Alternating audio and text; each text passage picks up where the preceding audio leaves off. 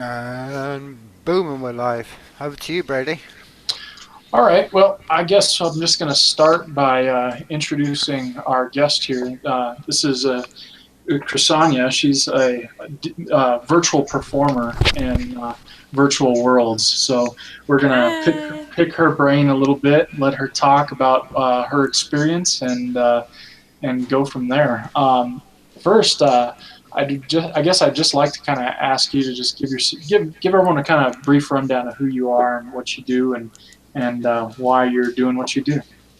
Right. So I'm a recent graduate of Columbia College Chicago with my Master's of Fine Arts in Interdisciplinary Arts and Media. Most of what I do is kind of coding and projection work when I make art, but for the most part, I'm actually a live performer on Second Life and also on High Fidelity, where I play hour-long sets of covers and original music, and that's pretty much it. Yeah. Cool. Well, it's good to have you here. I guess I want to ask you mainly about your creative process. Like, how much writing do you do? Do you like to really focus on covers? Do you have a lot of original? I know I've heard you play a couple of them at the shows, but Right. is that not really your passion? Or are you like learning other people's stuff, or what's your muse? What's your focus?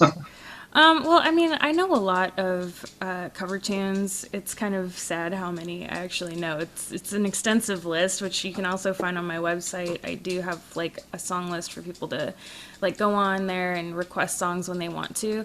I mean, a lot of it is more about the audience for me than it is about like my actual artistry. But when I do create songs, when I do write songs, I actually write them for performances, like with acting and music and everything like that. So I make like miniature musicals, and I create media that goes on in the stage behind me while I'm like interacting with my virtual self, and that's kind of like my artistic shtick. Gotcha. Yeah, so I do have those original songs, but for the most part, I do mostly covers of Cool. songs that I feel like appeal to me in the heart, and appeal to like what people enjoy for the most part. A Gotcha. lot of pop covers, pop tunes, yeah. Yeah, yeah. I think it's neat being able to reach out and connect with the audience on a different level in virtual worlds. Is that you kind of went into how your thing is really doing that, kind of bringing the visual and performance into the music as one whole. Can you kind of like uh, go into that a little bit more and talk about what you do exactly? Right. Okay. So I have an extensive background in theater arts. Actually, when I first started off in undergraduate, I actually started off as a theater major, and then I switched to graphic design. And then after that, I switched to like film and television, and I did production for a while. And so by the time I hit graduate school, I was like, what am I going to do with all this random knowledge that I have that I've just sort of accumulated over the past couple of years? And I wanted to find a way to bridge the gap between all those different mediums. So Hmm. obviously interdisciplinary was like the way to go for me, because I was trying to seek myself in a way where I could be like, okay, I know how to do theater, I know how to do backstage stuff and on stage, I know how to write songs, I know how to put together performances and raise money for them. Like, what do I do? And I always just fell back on theater because theater is such a catch-all when it comes to those kinds of arts. But what became more important in my like process of learning from like when I started up till now is learning like how to actually put context in the work. So for me, it was more about like the message that you're sending and less about like what what you're showing. Like don't be so showy. Have meaning in the thing that you're doing, because otherwise it's just pointless. And Yeah. so whenever I try to bring like any sort of art to the table, I try to at least give myself a space where I can like roam around and like run around and like perform with other people if I can. But a lot of the times I'm like usually playing and performing with myself. So I use my online virtual persona, which is named Krysania. And I made her out to be this like virtual diva of this person who's like really outgoing and really crazy and everything like that. She's this AI persona of something that like a lot of people wish that they could be, right? Yeah. Versus someone like me who actually for the longest time could not perform in front of people at all. Like, if I was physically in front of another person, okay, I have to go back and tell this story before I can, like, get on with the rest of it. But basically, go like, for it. when I was in, like, junior high and high school around that time, I was learning a lot of guitar, and I was, like, learning how to sing, and I was in choirs and everything like that. But usually when you're in a choir, it's really easy to, like, hide, you know, because if you mess up, then it's no big deal because everyone else is masking you. But when you're doing, like a solo performance, that's when I would, like, freeze up. And a lot of people have that issue, right? Like where they get scared of, you know, being on stage. They have stage fright. They don't know what to do with themselves. Mine was so... Yeah, it totally does. But like when I didn't have that platform, like my issue is that like even at home my parents would like try and sneak into the room to like listen to me, and I'd be like, get out, and I'd like shut the door and like lock the door and everything like that. I just didn't want them in there, and they'd be pressing up their ear to the door to like try and listen to me. And so like by the time I did hit Second Life, it was actually a way for me to actually become outgoing. Like I started making friends. There was a platform for it where I could like hide under the guise of this avatar, and in a way I've become her. You know, like in the process of like acting as this thing, I like became this persona. And so I sort of stuck with it because I feel like there's such a slippery slope when it comes to that, because it's like there's only so much of that you can like you can be somebody else for so long, but you can't be in there for so long that you lose who you are and who you are yourself, right?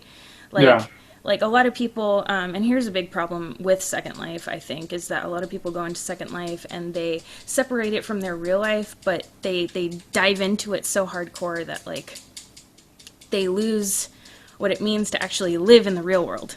You know?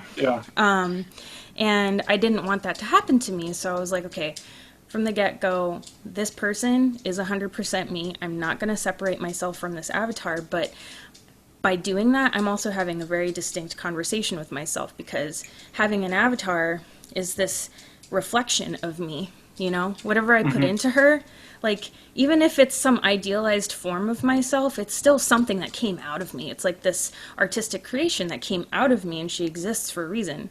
And so... I would create videos with her, and then I would have it so that like she's playing the guitar and like I'm singing. I'd put her on a green screen and I'd like mash the videos together and like create a story where like she would have audio of me, and I would press a button and she would have a conversation with me with questions and everything like that.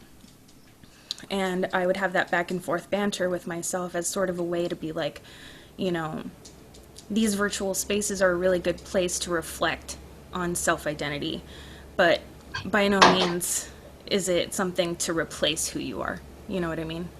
Well, I think a lot of people, that it is a little weird. Like, I mean, a lot of people like to get fully into that role playing. Like, there's people who are full-blown characters, and I think there's a little bit of merit to that, but I think I don't think it's a whole lot different than a lot of people who become like professional performers on the road, because they do they create a character as well on stage, and that's not them in real life. You know, they're wearing t-shirts and jeans, and on stage they've got makeup and hair and a full wardrobe, and so it's a lot. I almost see it as the same type of thing, but I do agree that I feel like that weird pedestal mentality of creating this basically live performances, like that's your avatar, and professional music too.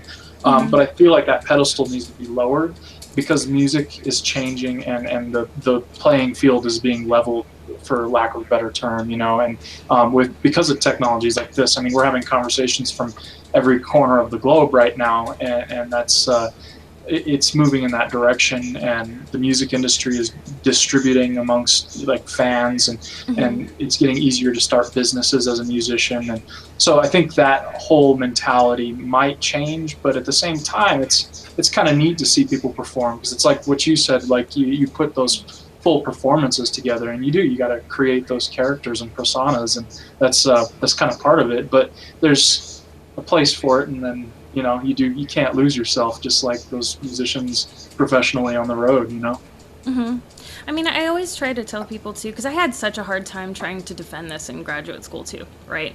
Where like I would try to explain what Second Life even is to people, right? Hmm. And I had to tell them, I'm like, it's an interactive platform where people can create an idealized version of themselves to communicate with other people from around the globe. It's a global audience, and that's what makes it so beautiful. And so what I would end up getting is like, oh, hey, are you having fun playing with your imaginary friends? Because Yeah, to them, they don't believe that those interactions, like the interaction, even what we're having right now, like even on Google Hangouts, like to them, they would be like, that's not real, you know? yeah, yeah, But I mean, yeah, sure, you can never like replace, face to face, very physical contact and interaction and everything like that.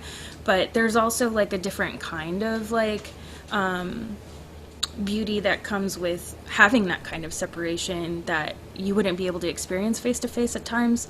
So like for instance, it's like taking away the physical, it's almost like bringing us back to like almost like a digital romanticism where like we have to get to know each other first before we can really commit to like actually, being face to face. And so like I really appreciate the fact that like when I can come to a venue, people can talk and chat and like type about their feelings and like how they perceive the thing. And it's really great because it's like this third person perspective, it's this third person point of view.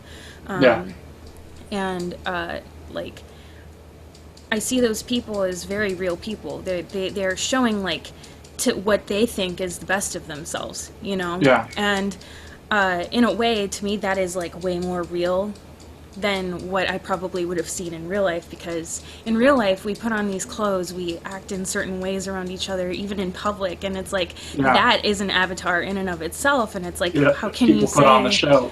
yeah, they put on a show regardless. So like I always try to tell people like, these sub Almost more communities, real. they're yeah, sometimes it can be because time moves so fast in virtual spaces, which is crazy that it happens that way, but it does. Yeah.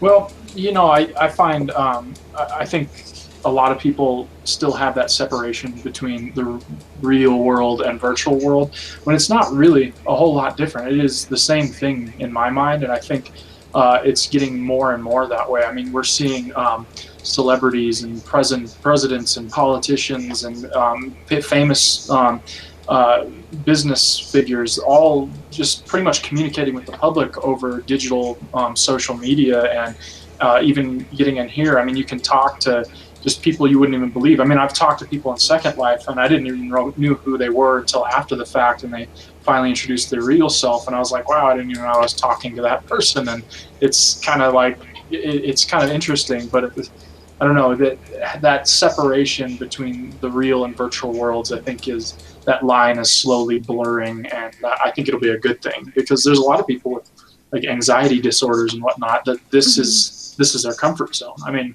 Yeah. that was me for a long time. I can play on stage in front of a lot of people, but you put me in front of like a social venue, and I'm lost. I'm like, oh God, how do I have a conversation? And this is easier. It's Yeah. I mean, I always so try to warn people though, because like as much as that kind of ideal is so beautiful, I always try to warn people that like we have to go back to old writings. So The Cave by Plato, right? mhm, I mean, for people who don't know what this story is, basically the story is that there's a bunch of people who were born and were chained inside of this cave, and as they grow up, all they ever knew that was their reality were these like shadows on the wall, which were being projected with fire. So there's fire and people like making hand puppets, and that's all they ever knew. And one day, one of the guys who's chained up gets pulled out of the cave and is forced to see the real world for what it was. And his eyes had to adjust to the sunlight. He was freaking out. He didn't know what to do. He was so anxious until he finally adjusted and saw the real beauty of things and was like, oh my gosh, I have to go back and tell everybody. So when he goes back, what happens? Nobody believes him. They think he's crazy. They want to chastise him and try to beat him up. But really, their whole lives are dictated by these people that are creating shadows on the wall. And in a way, I feel like us as musicians and us as media creators, we all have a responsibility to those people who eventually, sadly enough, because of the way that technology is going, are the shackled. You know what I mean? And we are the media makers. We are the people creating those shadow puppets, those fires, and it's up to us to show them what the truth is. You know, to make Yeah. sure that they don't lose their sense of reality. And so that's such a fine line. It's like such a beautiful place, but it's also such a dangerous place too. Well, I think music in general, it is a very powerful thing, and I was kind of going into this earlier, and I've been reading a lot of topics and subjects on it, and how music has kind of lost its motivational drive for social movements, and kind of getting people to just move as a culture and make cultural movements. And I feel like that's kind of the responsibility of the musician, and we're all performers and writers, and not even just musicians, but every creative field is kind of suppressed into a bit of a slump at the moment, and it's Yeah. kind of a natural slump that society just goes through and throughout the world. And I think we're kind of coming out of that now, and we're going to start seeing a big movement with music and art and technology as well. And I really can't wait. It's going to be really exciting, which was one reason why I wanted to bring you on and really talk to you about Yeah. like VR, because that does give a lot of the people who have been just outside of their comfort zone a place to be comfortable, and maybe that movement will actually start and kind of move forward. Did you have Yeah. something to say, Tim? I saw you unmute there. I was just going to interject, and I'm going to say this, being a creative person, and I don't think I have a responsibility to anybody. I have only responsibility to myself, and that's it's a mantra. It's quite a simple discipline. I think the world is full of busybodies trying to reform everybody else, and the role of the creative is to reform themselves, look at themselves, try to hone their skills in, and then not worry about it. Drop the cross of trying to please everybody else. Well, You know what I mean? there is an argument there to be had that if you do that, people look up to that and look up to you for bettering yourself, and that's kind of what that's all about, really. You know. So it works both ways. Yeah. I mean, like I said, it really is a fine line. Like don't lose yourself, but also like make sure that like you're not dragging anybody else down in a path that you wouldn't want them to be dragged down into. You know what I mean? Like, Yeah. Live and let live, so to speak. Yeah. But yeah. Yeah. Lead by example. Lead by example. Is that what you said? Yeah. Yeah. Yeah. Yep. Exactly. Well, that's the best way to do it. I do want to ask you one thing. I've been working on this sessions project, and it's kind of a collaborative project. And I find I kind of there's a struggle with artistic people and collaboration in general, especially amongst musicians, because musicians tend to be a lot of times at very ego-driven at times. So it's hard to. Yeah, it's hard to collaborate with people and get over the whole thing. So I've been putting a lot of my music on the Collaborative Commons licenses to just let people do whatever they want with it. But at the same time, there's no motivation or drive behind that. I mean, sure, I can do that all day, but actually getting other people to kind of want to do that and kind of go in that same direction and actually collaborate, it's kind of hard because musicians tend to go to like almost a popularity contest mentality, especially it seems in virtual worlds like Second Life. There is a bit of a popularity thing there, and it's not like you're going out of your way to do it. It's just something a lot of people just naturally kind of lean towards. And I was wondering how you deal with that and how you try to go about collaboration. Right. Okay, well, going back to the whole Second Life thing about, there sort of being like issues with collaboration there, there are several things that sort of contribute to that. A lot of that has to actually do with the history of Second Life and how music has sort of ended up. A lot of the professionals who really understood sound equipment and everything like that prior to people getting this like DJ equipment and all that stuff, those were the ones who like really had been honing their craft for years upon years. It was also during the age of when Second Life was actually a breeding grounds for education. So a lot of like undergraduate and graduate studies were actually trying to create their colleges on here and see if it was a viable place to work, to which they quickly found out that it was actually a very distracting place to work and that it was very difficult for them to continue, especially with the price of the land and the location online.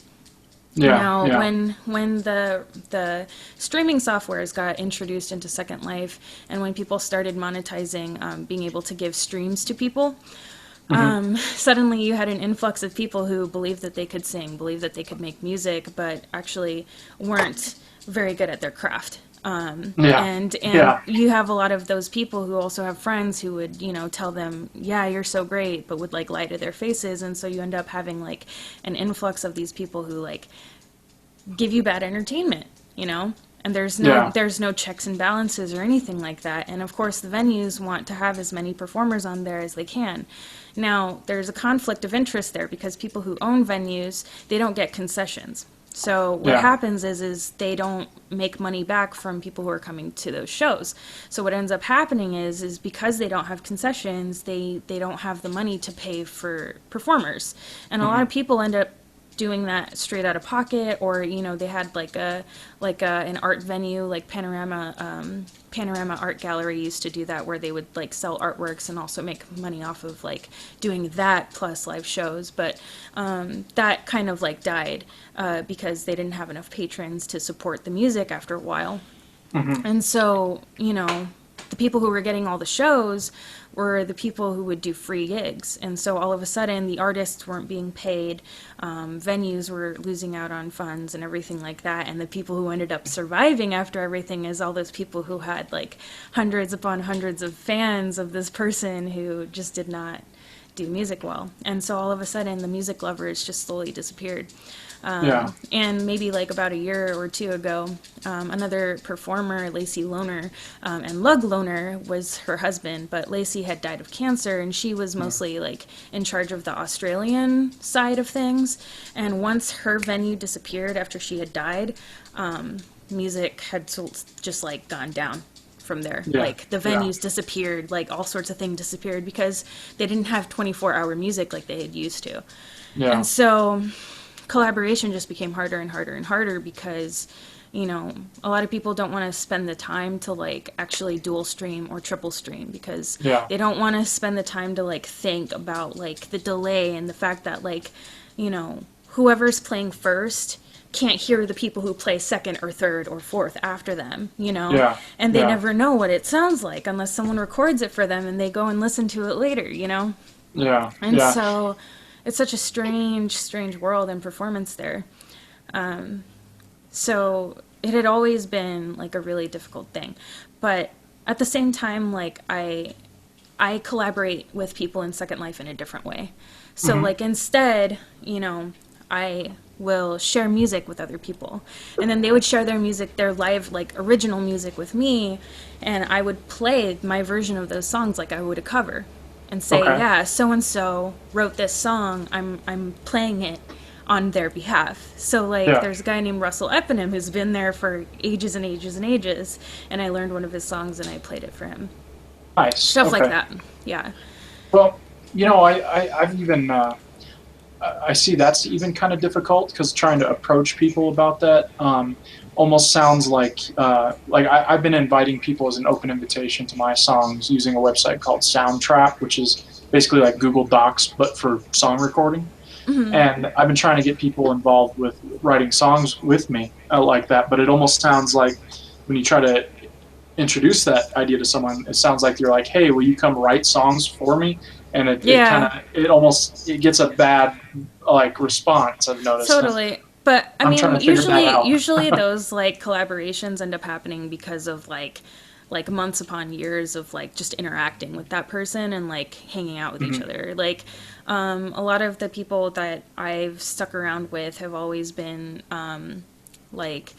people who could give advice on how to make better sound, so Lacey, when I used to talk with her in the past, she would teach me about sound design because she actually had her master's degree in actually sound management and sound design. So I mean, we all act as each other's mentors and sort of almost accidentally through that process, you know, and building up those relationships, those conversations end up coming up anyway. Like, it's never a bad thing to at least ask, you know, because if you at least ask, at least the worst that can happen is them telling you no. You know what I mean? And so I just wish that people would be encouraged to actually like go out and ask people, and without fear of feeling like they're the ones being like you know, viewed in a certain way, or you know, are afraid to like collaborate with other people because they're scared that like they're not going to be good enough to like work with this crew of people. Like that's silly. Yeah. You know. Well, I've noticed. I'm a musician, and I'm able to say this. Musicians are a pain in the ass. You know, trying to well, it's work really with hard to all the organize them different too. personas. Yeah.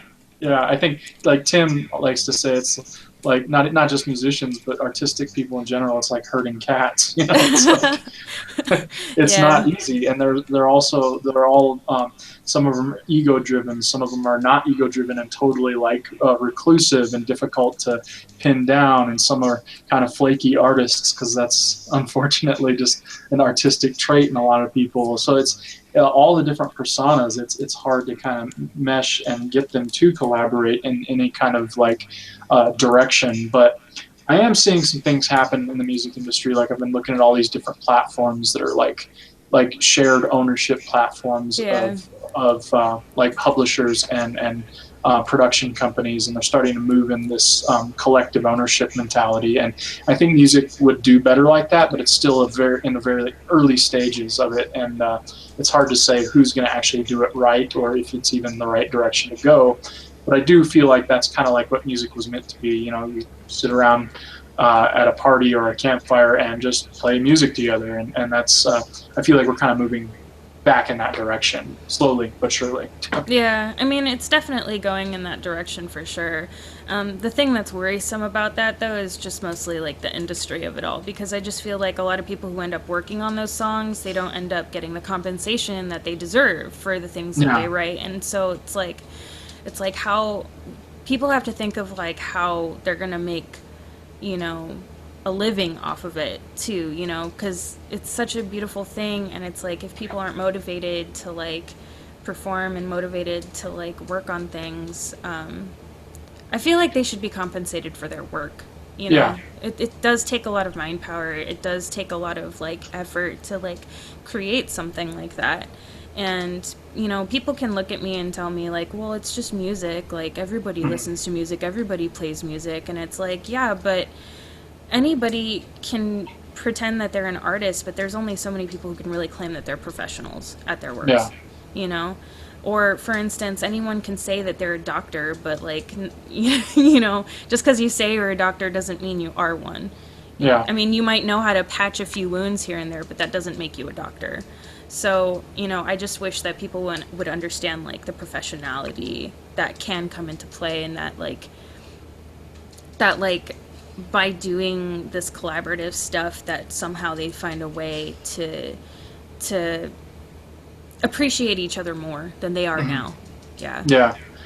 Well, I find a lot of it, like, I mean, no, it is difficult to like make any kind of a real living and just quit your day job and go be an artist. But at the same time, we're at a transition point right now with society in general, to where we're starting to see people make a living playing video games by streaming on Twitch. There's people who are, I mean, people have been making a living in Second Life playing gigs, you know.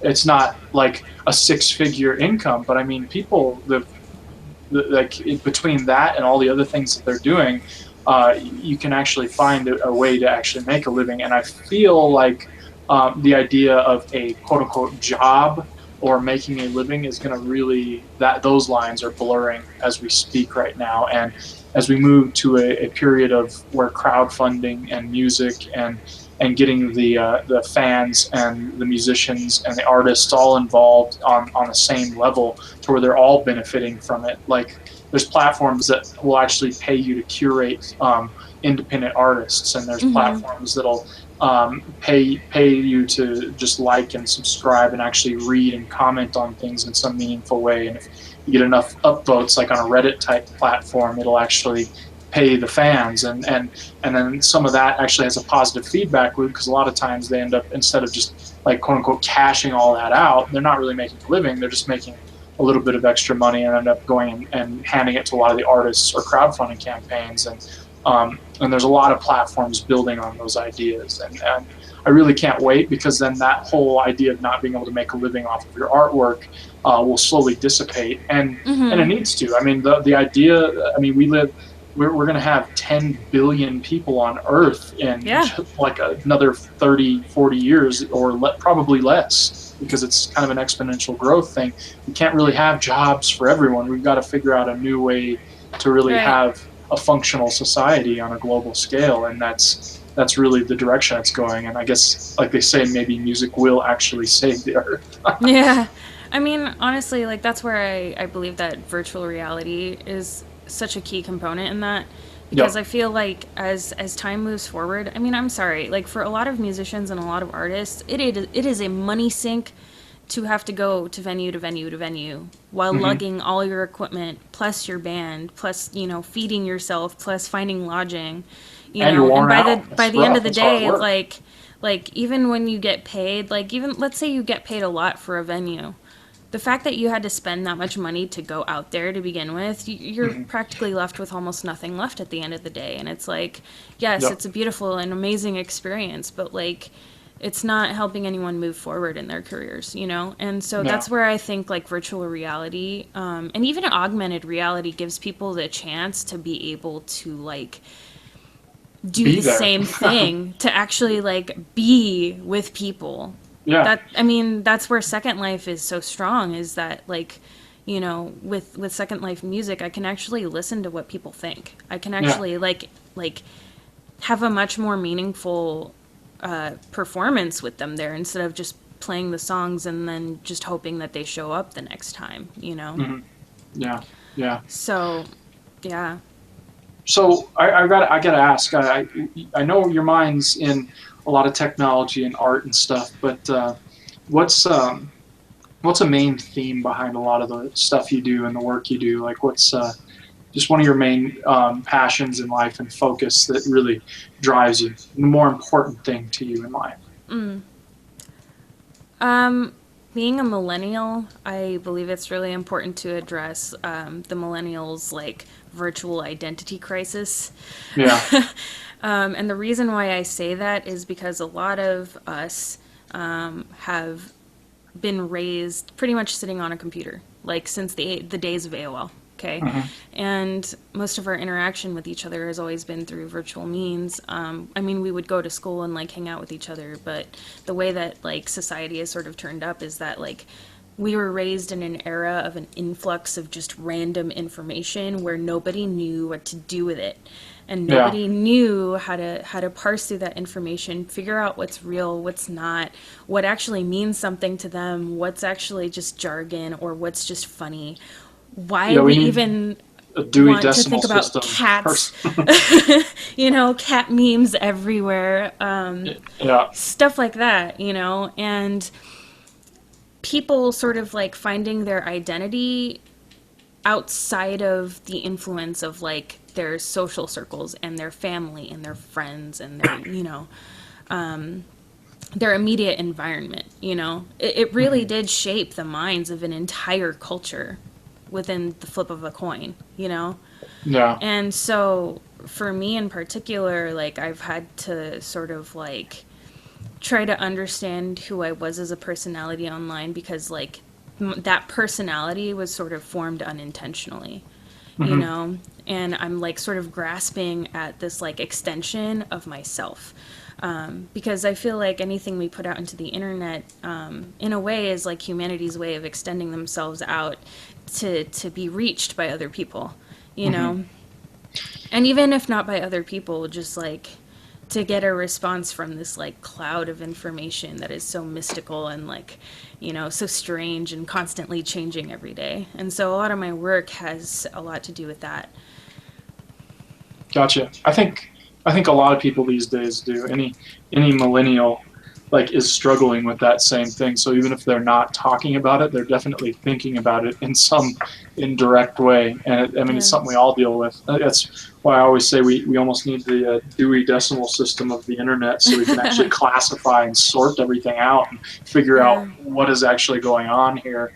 And when you talk about the identity situation, yeah, that is an issue, and we have a lot of issues in the world right now contributing to that, and it doesn't help that people have a lack of identity, and they're sucked into a lot of just stuff that just really wastes their time. They don't really stand for anything because they don't Well, a have. lot of them also copy what they see online too. You know, like Yeah. I'm not gonna lie. You know, watching YouTube videos, like I love PewDiePie and Markiplier and all that, but like you can watch that stuff all day long, and these kids they look up to those people, right?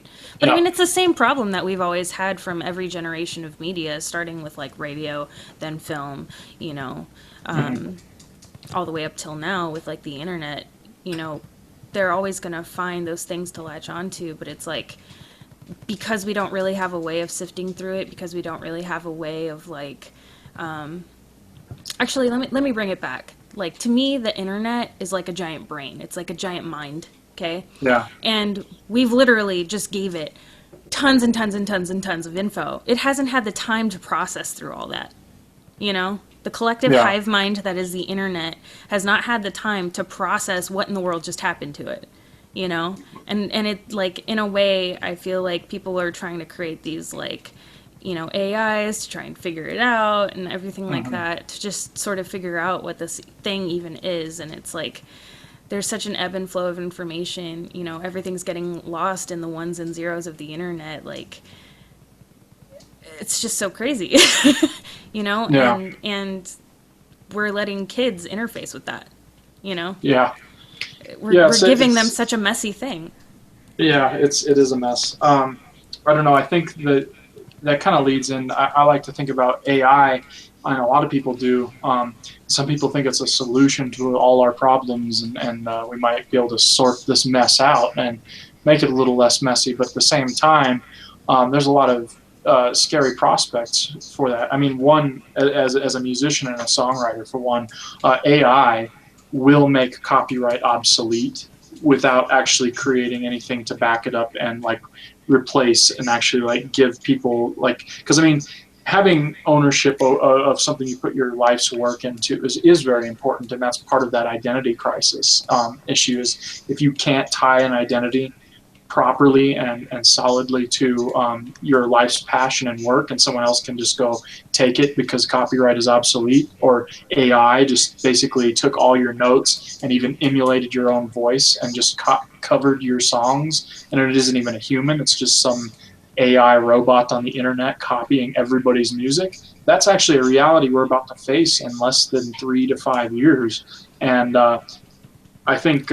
copyright as a concept is going to be a very difficult one for people to A, let go of, and B, try to look at these new ideas that are coming out that's going to actually be the replacement. And we're in a chaotic transition period right now that we're going to have to actually like maneuver and kind of play that whole thing out. So I guess it leads me to my other question is, what is your opinion of copyright, considering you're well aware of the digital world and AI and all of this? Okay, so when it comes to copyright, I do think that there is a validity to it in certain ways. I mean, it does protect, especially like, you know, people who are just starting out to protect their intellectual property, something that they work really hard on, and, you know, someone could just come in and swoop in and like take everything that you ever hoped and dreamed would be your honest earned living. You know what I mean? Yeah. Yeah. But at the same time, like in the recent years, it's also been used as a weapon against people.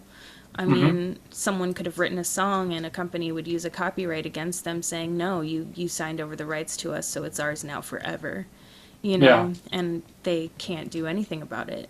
These people Yeah. who work as shadow writers, never getting any credit for anything that they do. And it's like, it's such a shady, horrible, horrible place. I can't say that I have a solution to it. And And about the AI thing, I don't actually think that AI would make copyright obsolete, because I feel like humanity and its hand in things is so it's so unpredictable, and I don't think that a computer could ever truly be able to emulate what a human actually does until we actually physically recreate a human. I don't. You know? I don't think that AI will replace human creativity. I think it will replace the ability for you to create like digital scarcity of a song and say, well, like Google charges for a movie, and you have to rent it from Google, and it's just this digital copy, and Right. it's the concept of renting something that literally isn't like, it's just artificial It's just digital digital, yeah. scarcity. Yeah, there's no such thing as being able to rent it. They're just like letting Right. you stream it for a little while, and there's all these rules and concepts, and you can only do this for so long, and you can only watch this for so long. I think a lot of that AI is going to make that very difficult, and that's more so what I mean by copyright being obsolete in that sense. Right. I guess I'm more Yeah, so so talking about that to me DRM. makes a lot more sense, for sure. Especially because, Yeah. like, right now, technically it already is obsolete because people are pirating all that stuff Yeah. anyway. Yeah, So it's yeah. like, honestly, a lot of it comes down to the fans. I mean, if the fans really care about the people that are making that work, they would go and support that person. They would financially support that person. But that's why I really appreciate sites now like Patreon, where, you know, you could be an artist, you could go onto Patreon, sign yourself up for, you know, like a monthly service where once a month you release a certain amount of content, okay? And when you release that content, it automatically deducts out of people's, you know, accounts and stuff for people who subscribe to that person. And those people can unsubscribe anytime they want to, but those people are in there, like, investing in that person's livelihood, but Yeah. also investing in their art. And those people who, like, believe in you get those funds. And Yeah. so I feel like that's a much more, like, viable way of, like, supporting artists. And I also think, like, Twitch too is really kind of cool that they're doing that, like, with gamers who are doing streams and stuff like that. And I feel like if places like Street Jelly, so there's a website called streetjelly.com where Yeah. people can do live virtual performances on there, and I used to do a lot of shows on there too. If places like that would actually become more popular again, I feel like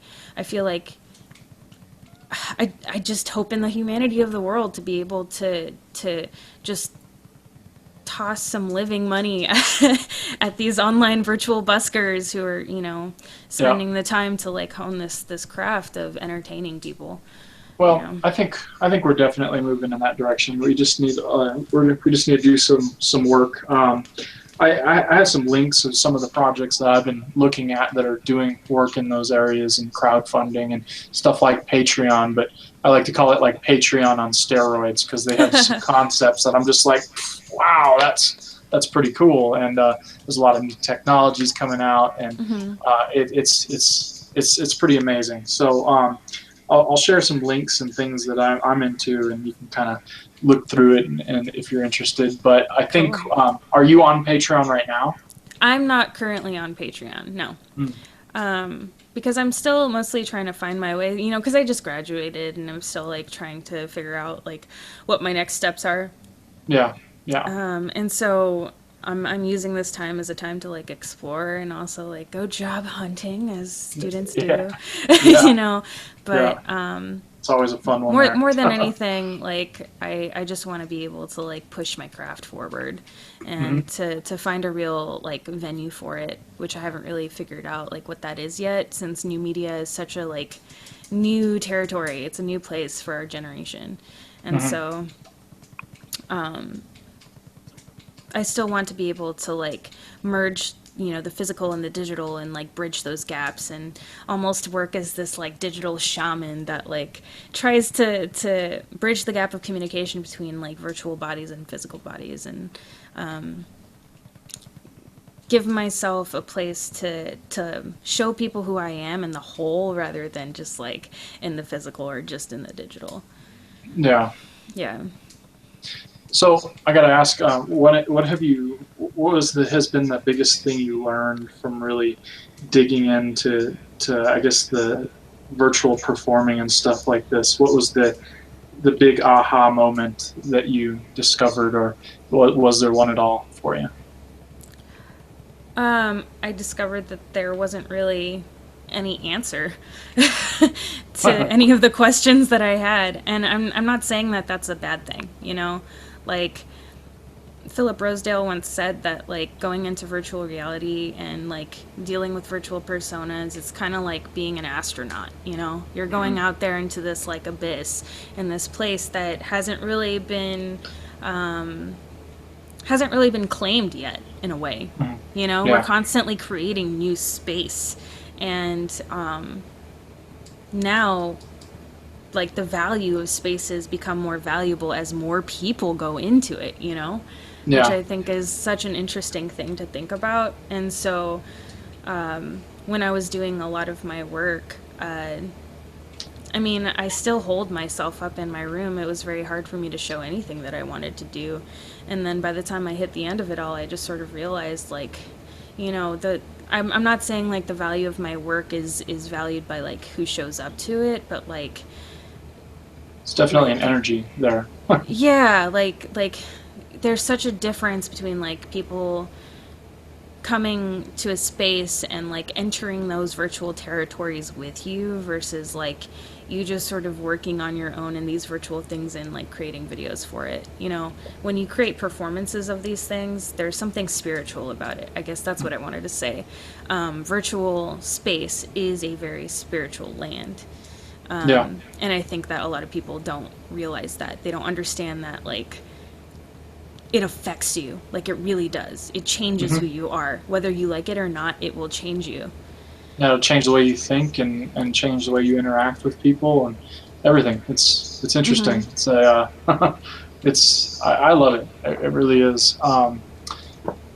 It is life changing. So I've been enjoying it. I just recently really started dabbling and you know, putting my artwork into virtual worlds, and it's I wish I would have done it earlier because it's good for you. You see things from a different perspective for sure. So, I guess, do you have some originals you would be comfortable playing today? Or you do? Okay. Yeah. Would you like to kind of give some background on some of this work and kind of talk about your originals and why you write? Since we were talking about collaboration in the past, I'm actually going to play a song that's a collaboration between me and my friend. Okay. Which... I made this a long time ago with a friend of mine, and he like wrote all the lyrics and stuff, and I gave it like the sound that it had. Would he be comfortable with you sharing his name? Yeah, so we can maybe go check it out. So as well? we're part of Euphoria Productions, Euphoria with an H at the end, and Euphoria Productions does a lot of like interdisciplinary works where people get together in these like sort of happenings, but they're not quite happenings because they do have like a through line, a structure of a storyline. Where we do create like theatrical performances, but most of it is improvisational. And so he created a soundtrack for like the entire performance of all these songs that he had accumulated over the years, and like I would work with him with several of my friends, and we'd all get together and do this thing, and then like our friends who are dancers would come in and like react to it, and then like painters would come in and react to the dancers, and then like lighting designers would come in and like, you know, bring in videos and stuff like that, and it would all just become a big story that nobody had planned, you know. And so I like it. We had done this a couple of times, like, oh man, it was a long time ago, but we did have like packed house, and but for us it was like less about the audience that showed up, it was more about like healing for the artists. So that's why we made this music. It was to allow artists who had been so dejected from like the art world, and people who had been just so tired of like the life that they were sort of put into. And it was a chance for them to find the light in themselves, to be able to express their thoughts on a riff of an idea, you know? Yeah. And to figure out what that means to them. So that's what this song is all about. This is called Ignite. I like it. Quick question. Is that Euphoria? Is that EUPHORJA? AH. AH. Yeah. EUPHORAH Productions. Gotcha. And the guy who wrote this with me is George Bryce. I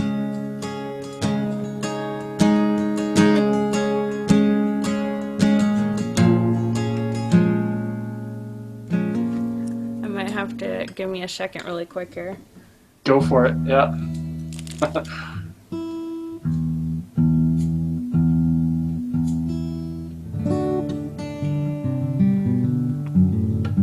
Okay. I was like, that's wrong, you guys. No worries. I mean, you That can always makes no play. You sense. can always play through, but the audience will always enjoy it if you just stop for Okay. a moment. And There we go.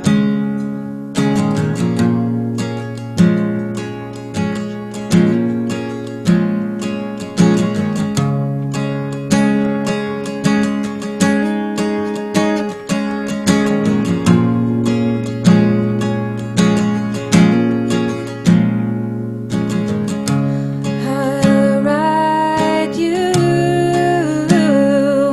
a heavy line,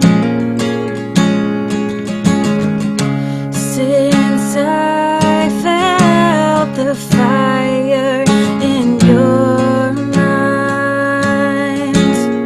You're mine.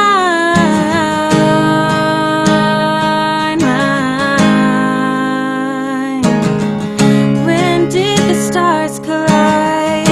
What happened to your eyes?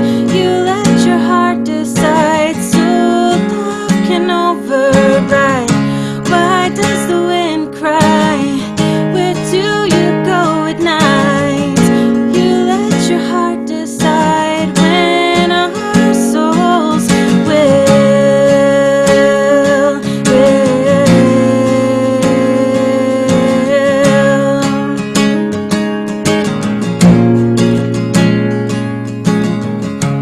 I saw my inside through your eyes. Your inside when all your dreams have become mine. All mine, you're mine. When did the stars collide? What happened to your eyes? You let your heart decide, so love can override. Why does the wind cry? Where do you go at night?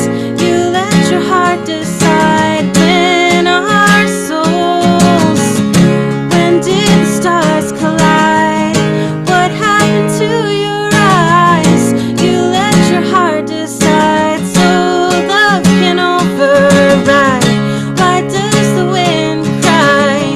Where do you go at night? You let your heart decide when our souls will ignite. Will ignite.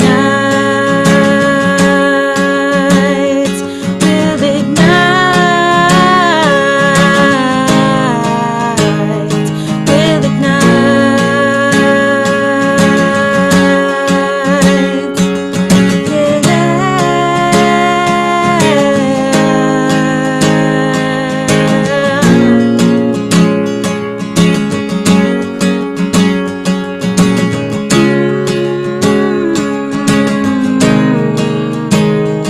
Will ignite.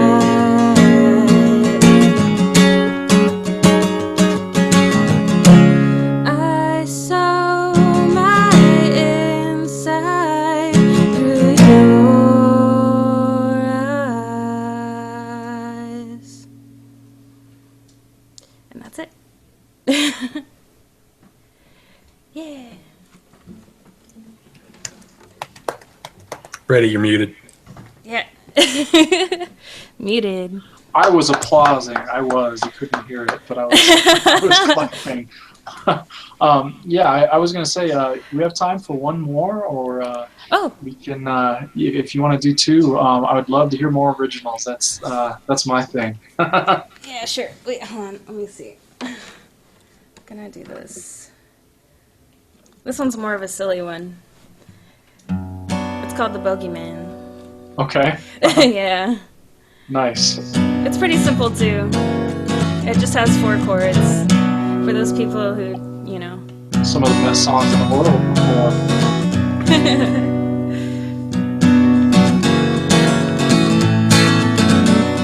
Just kidding, it's 3 chords.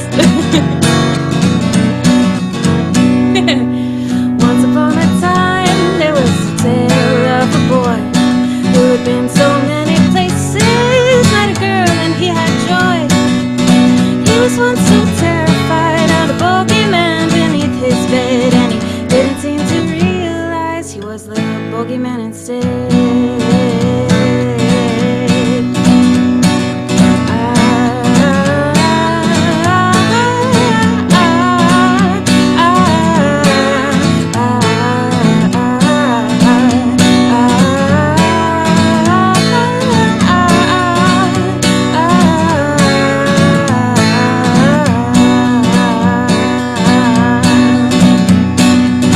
Once upon a time, there was a story of a girl who had been so many places, he'd take her for a whirl. She was once so terrified of the bogeyman beneath her bed, but she didn't seem to realize she was the bogeyman instead.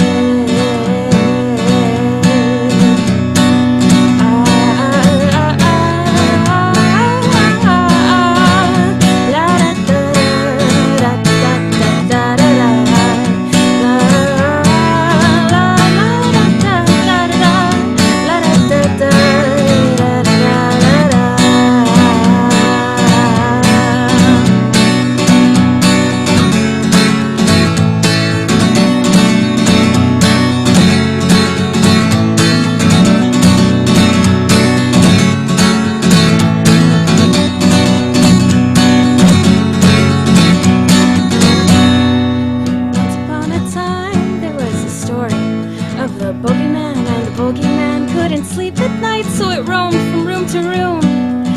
It was once so terrified of those humans above its bed, and it didn't seem to realize it was the human instead.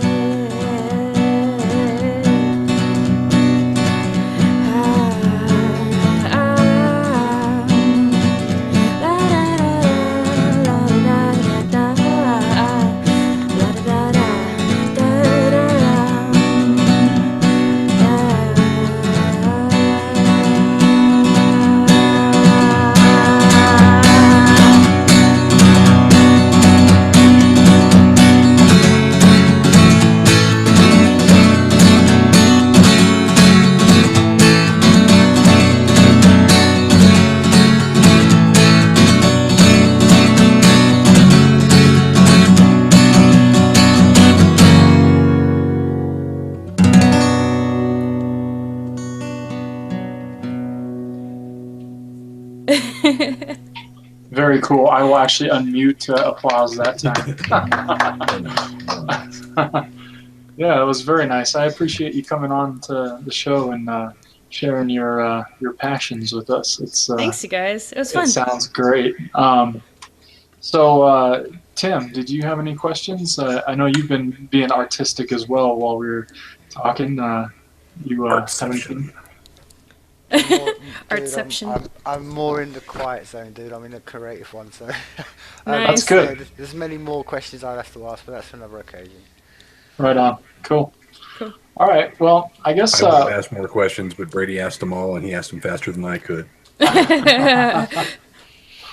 Well, I appreciate you coming on and kind of interacting with us on this. I would love to get you involved in collaborative stuff that I've been doing. If you'd be Cool. interested in kind of Air being a part of 5. sessions. Yeah. Psh, Air 5. So, what's the best way for everyone to reach you and get a hold of you if they want to? Second Right. line? So yeah, it was second line. High fidelity.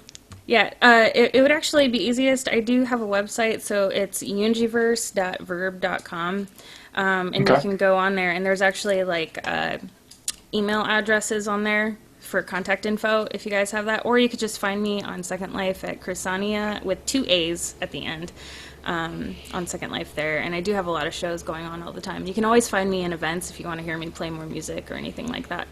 Yeah, so that's it. Or we could hunt you down on Guild Wars 2. Yeah, on Guild Wars. Yes, that's true. If you want to raid. Yeah. Yep. All right. I'm an well, avid gamer. Yeah, I think a lot of people are these days. That's the millennial culture there. Yep. It's totally cool though. Well, to reiterate, this is Krysania. Thank you. I hope everyone enjoyed the show, and thanks for coming on the sessions. And thank you, Tim, for hosting this yet again. No, awesome. Life is people.